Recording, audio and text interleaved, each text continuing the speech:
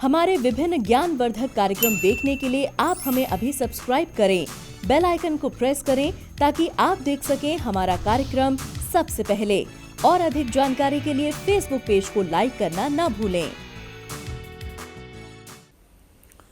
जय माँ इंद्राक्षी। इंद्राक्षी धाम में दर्शकों आप सभी का हम हार्दिक स्वागत करते हैं। आज के दिन जिन जातकों का जन्मदिवस है, मैरिज एनिवर्सरी है, उन सभी को हमारी तरफ से बहुत बहुत शुभकामनाएं। आज है सूर्य ग्रहण, आज है अमावस्या, आज है चूड़ामणि महायोग, आज सिद्धि का दिन है। आज के दिन की गई प्रार्थनाएं, की गए मंत्र साधनाएं, बनाए गए भोजपत्र के ऊपर दिव्य यंत्र विशेष प्रकार से आपके जीवन में अलौकिकता प्राप्त करा सकते हैं। आइए सारी चर्चाएं आज का हम करेंगे। पहले हम बता देते हैं आज का पंचांग। 21 जून सन 2020, दिन रविवार, आषाढ़ मास, कृष्ण पक्ष, संवत 2077, तिथि अमावस्या भी है और ग्रहण काल भी है। नक्षत्र मृगशिरा, राहु काल 4:30 से 6, दिशा सूल पश्चिम दिशा। हमारे दो चैनल हैं, एक हमारे नाम से प्रोफेसर धर्मेंद्र शर्मा और दूसरा इंद्राक्षी धाम। दोनों ही चैनलों पर यह कार्यक्रम सुबह 7 बजे प्रसारित होता है, आप प्रतिदिन देख सकते हैं। अब सबसे पहली बात, ग्रहण में हमें किन मंत्रों को सिद्ध करना है, ग्रहण में हमें किस दिव्य सूर्य यंत्र का निर्माण करना है, उसके लिए आप हमारा ग्रहण विशेषांक देख सकते हैं। जो साधक या दर्शक हमारा इंद्राक्षी धाम चैनल देखते हैं वो हमारा दूसरा चैनल भी देखें। जितनी भी ज्योतिष से संबंधित बातें हैं या ग्रहण आदि से संबंधित बातें हैं वो हम अपने प्रोफेसर धर्मेंद्र शर्मा वाले चैनल पर बताते हैं। तो इंद्राक्षी धाम वाले जितने भी हमारे दर्शक हैं, हमारे दोनों ही चैनल देख लिया करें। तो सूर्य ग्रहण के 2 पार्ट हैं, पार्ट 1 और पार्ट 2। पार्ट 1 में कहाँ कहाँ सूर्य ग्रहण कितने बजे लगेगा, और बहुत लोगों ने एक सवाल पूछा है, जैसे छत्तीसगढ़ से, वेस्ट बंगाल से, पंजाब से, कि हमारे यहाँ कितने बजे है, हमारे यहाँ कितने बजे है। तो मैं आपको बता दूं, मैंने हर करीब जगह के कुछ आसपास के शहरों के नाम बोले हैं। बाकी जैसे मैंने बताया भी था कि जैसे मैंने पंजाब में जालंधर बोला, अमृतसर बोला, तो उसके आसपास के शहरों में भी वही समय रहेगा। मैंने रायपुर बोला तो छत्तीसगढ़ में जो भी आसपास वो शहर हैं वही रहेंगे। तो ये ऐसा आप समझ लिया करें। मैंने वेस्ट बंगाल में जैसे सिलीगुड़ी बोला और ऐसी कोई चीज़ें बोली तो उसके आसपास वही समय रहता है, बहुत ज़्यादा फर्क नहीं आता। लेकिन कुल मिलाकर के 10 बजे से लेकर के आज 2 बजे के मध्याह्न ये ग्रहण काल रहेगा। और इसमें गर्भवती महिलाएं, हमारी बेटियां ध्यान रखें, किसी भी तेज धारवार वाले सामान से कोई चीज़ ना काटें, सुई धागे का प्रयोग ना करें, कैंची का प्रयोग ना करें, साग सब्जी फल तरकारी काटने के लिए चाकू का प्रयोग ना करें। मतलब आज आपको इस प्रकार के कोई भी कार्य ख़ास तौर से 9:30 बजे से या 9 बजे से लेकर के 2-2:30 बजे तक आपको ऐसा कुछ नहीं करना है। गर्भवती महिलाएं, अगर बहुत लास्ट जैसे समय में आप लोग हैं, बहुत ऐसे बच्चे हैं, तो बेड रेस्ट ले सकते हैं, लेकिन सोए ना, अपनी नींद को तोड़ें। मतलब कई बार नींद आ भी जाती है, भले ही दिन का समय है, लेकिन सोए ना। और हमने बताया था कि अपने पल्लू को, आंचल को एक उसका किनारा हल्दी से रंग लें, उसमें कुशा या घास और हल्दी की गांठ और थोड़ा सा चावल बांध लें ताकि आपकी सुरक्षा रहे, और पेट के ऊपर उस आंचल को ले लें। मनी मन चलते फिरते उठते बैठते मनी मन मृत्युंजय मंत्र या गायत्री मंत्र को पढ़ती रहें ताकि गर्भस्थ शिशु के ऊपर इस ग्रहण का कोई नकारात्मक असर न आए। ठीक है, अब हम करते हैं भोजन वालों के लिए बात। प्रयास किया जाए ये 10 बजे से 2 बजे के बीच में हम भोजन ग्रहण ना करें। अगर आप डायबिटिक पेशेंट हैं या कोई ऐसी विशेष दिक्कत है तो फ्रूट ले सकते हैं, फल ले सकते हैं, या कोई हल्का फुल्का आहार ले सकते हैं। लेकिन कोशिश ये की जाए आज का जो भोजन है वो आप 2 बजे के बाद ही बनाएं तो ज़्यादा अच्छा है। और आपको जैसे कि मालूम है, कल रात 10 बजे से ग्रहण का सूतक लग चुका है। सूर्य ग्रहण का सूतक 12 घंटे पहले लग जाता है। ठीक है, और ये 2:30 बजे तक इसका एंडिंग समापन हम मान लेंगे। उसके बाद आप भोजन पकाएं, बनाएं, खिलाएं, फिर किसी तरह का कोई वहम नहीं है। दूसरी बात, आज के दिन अपने घर के मंदिर में पूजा नहीं की जाती है, ना ही जो बाहर आसपास मंदिर होते हैं उनके कपाट भी शाम को ही खुलेंगे।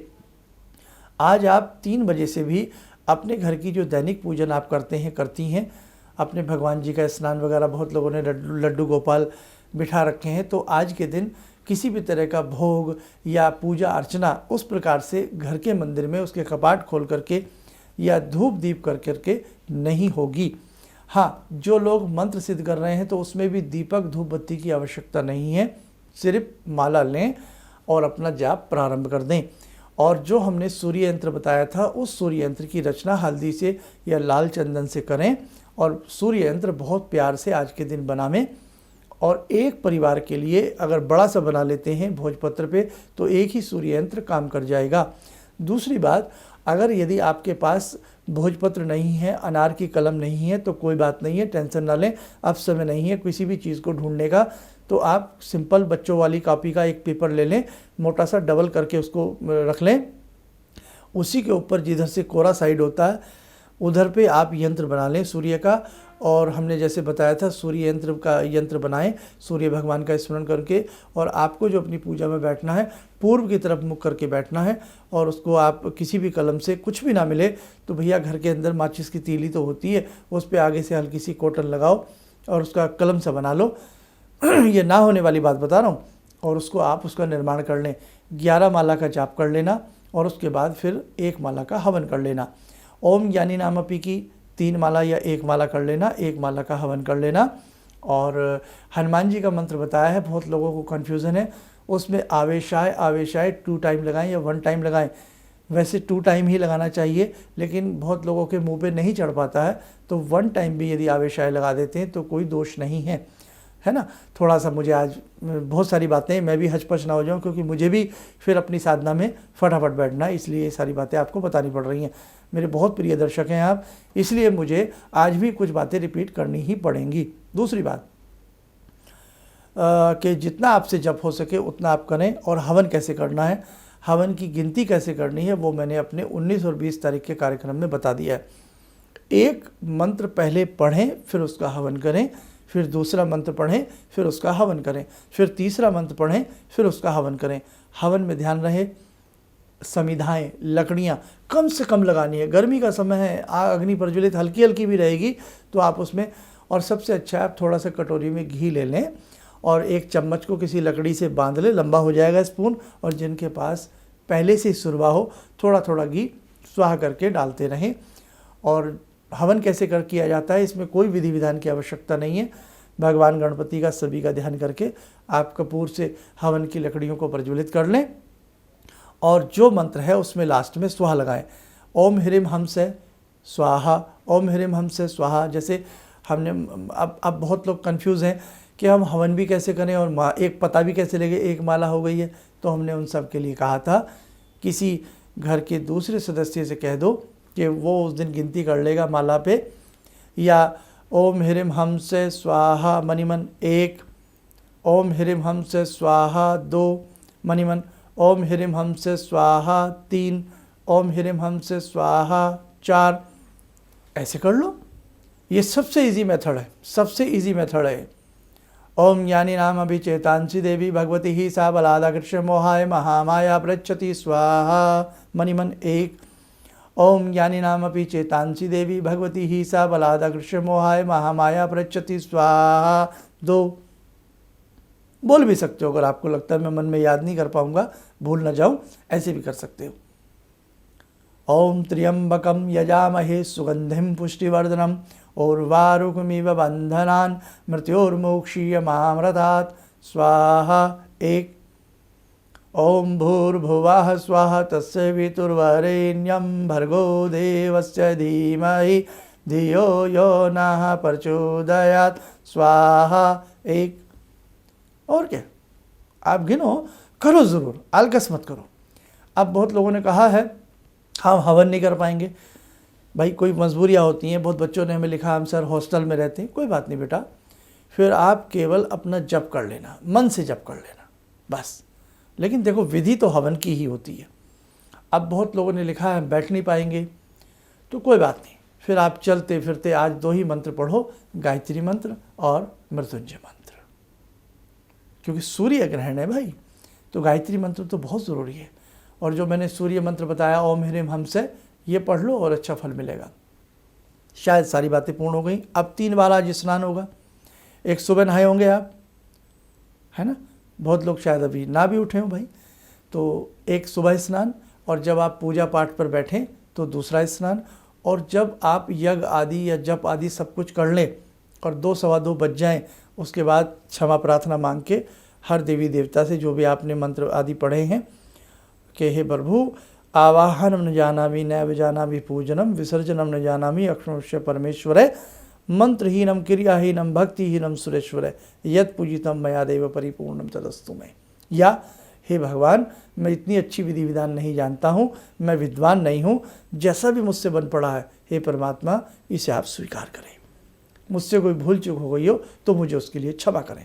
उठ जाएं, सारा सामान अच्छे से संगवा वगैरह के, थोड़ी देर, गर्मी का समय है, थोड़ी देर आराम से अपना पसीना वसीना सुखा के आराम करके, और फिर 20-25 मिनट बाद आप स्नान कर लें, कपड़े चेंज कर लें, और जो यज्ञ में कपड़े पहने थे ये बाद में कभी भी शाम को या अगले दिन इन्हें वॉश करके धो के आप काम में लाइए, कोई दिक्कत नहीं, कोई वहम नहीं है।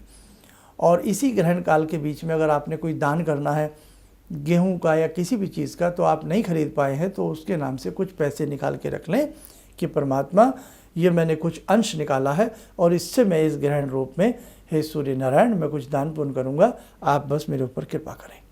हमारे ऋषि परंपरा, हमारे ऋषि मंडल, हमारी देव सत्ताएं हमारे ऊपर कृपा करें, और ये मेरी जो हैसियत थी मैंने उस हैसियत के हिसाब से ये पैसा निकाला, उस पैसे से आप किसी गरीब को कुछ भी दिला सकते हो, ऐसा भी हम कर सकते हैं। ठीक है, 3 बार स्नान होगा, ध्यान रखें। और जो केवल चलते फिरते महिलाएं पूजा कर रही हैं या चलते फिरते मंत्र जप कर रहे हैं, वहाँ कोई ऐसी, उनके लिए कोई ऐसी स्नान वाली महत्ता नहीं रह जाती है। बाकी ग्रहण के बाद हाथ पैर धो लें तो अच्छी बात है। और बहुत लोगों ने कहा है कि क्या हम ब्रेकफास्ट करके या कुछ करके मंत्र पूजन कर सकते हैं? कर सकते हैं, कोई दिक्कत नहीं। आप फल खाएं, दूध पिएं, क्योंकि कुशा वगैरह हमने बता दिया था, तुलसी कुशा वगैरह उसमें डाल के रखना, किसी तरह का कोई वहम नहीं है।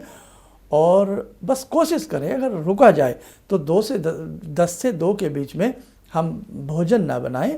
और भाई बहुत ही देखो मजबूरी है, और वैसे भी देखो आज तो संडे का दिन है, शायद जॉब भी सबकी छुट्टी रहती है, और भाई किसी की मजबूरी है तो फिर कोई दिक्कत नहीं है।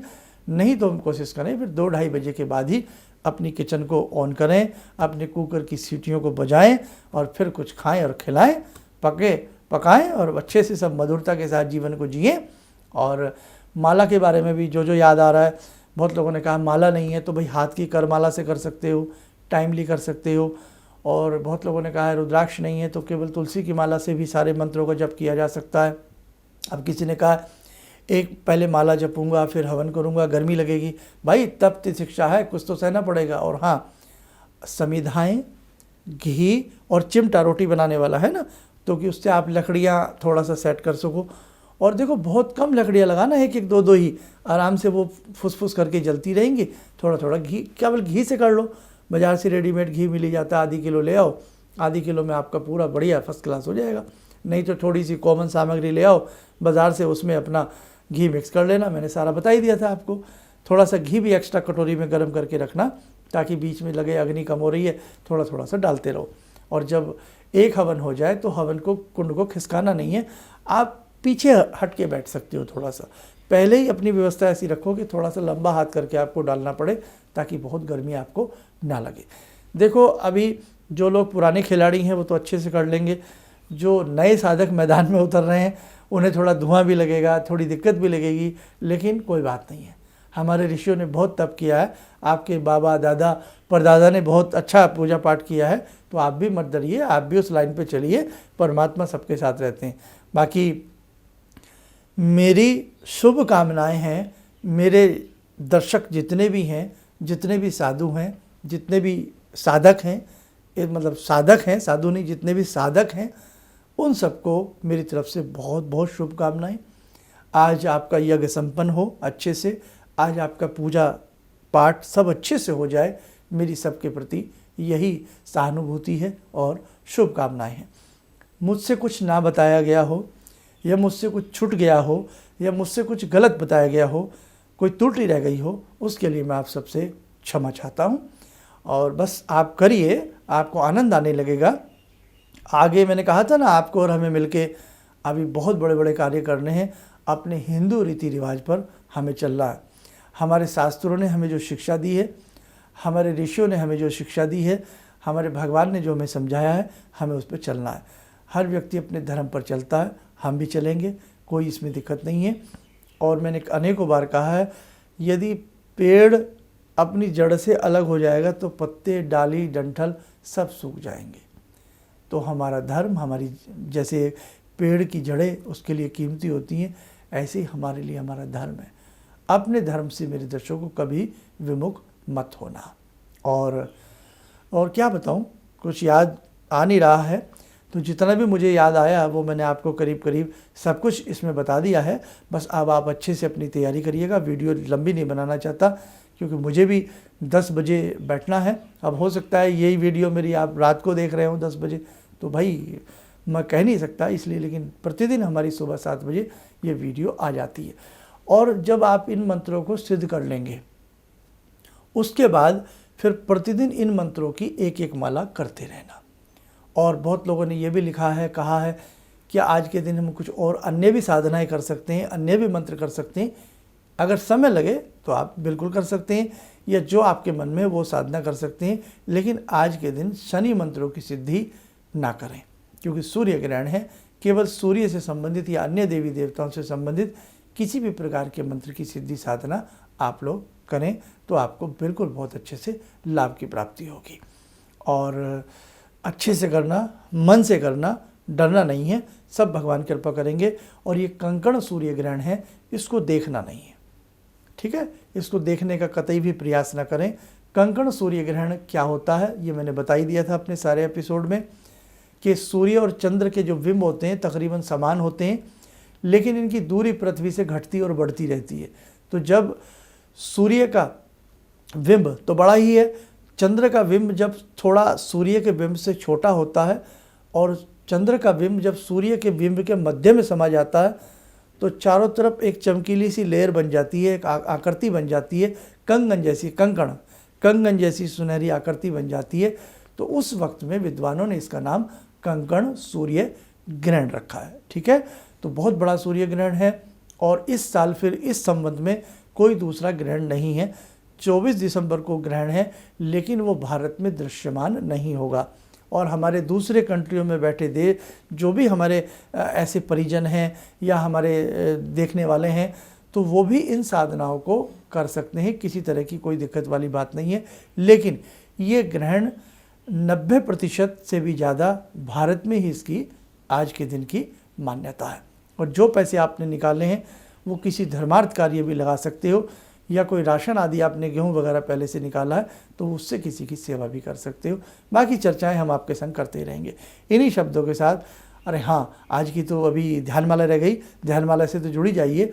तो आइए माँ इंद्राक्षी से आपको जोड़ते हैं। आइए जुड़ें आज की दिव्य ध्यान साधना में माँ भगवती से।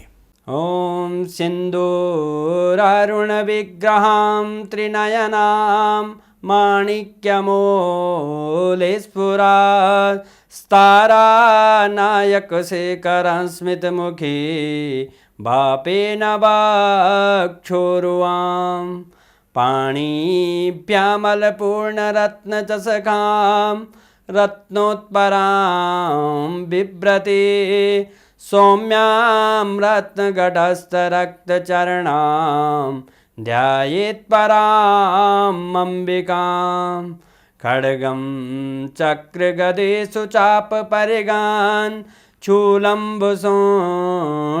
शिरा शङ्खं संदधतीं करे स्त्रीनयनां सर्वाङ्गभूषावृतां नीलास्मद्युतिमास्य पाददशकां सेवे महाकालिकां यामास्तो स्वपितैहरो कमलजो हन्तुं मधुं कैटवम् विद्युद्दामसमप्रभां मृगपते स्कन्दस्थितां भीषणां कन्या विहकरवालखेटविलसा धस्ताविरासेवितां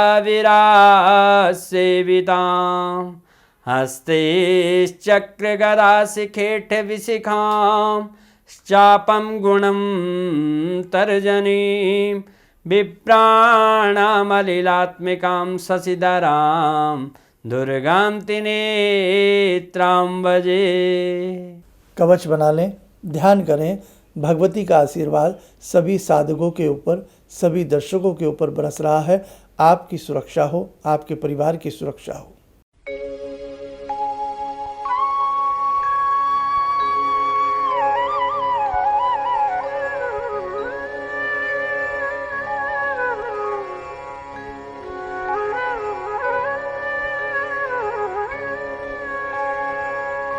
ओम बोलते हुए नेत्र खोलें, सामान्य हो जाए। ठीक है, तो ये आपने भगवान भगवती का ध्यान किया। भगवती का सभी अपने साधकों को, सभी बच्चों को, सभी को भगवती की तरफ से आशीर्वाद है। बहुत अच्छे से आप अपनी इन मंत्र साधनाओं को करना। किसी तरह का कोई मन में भय डर मत लाना।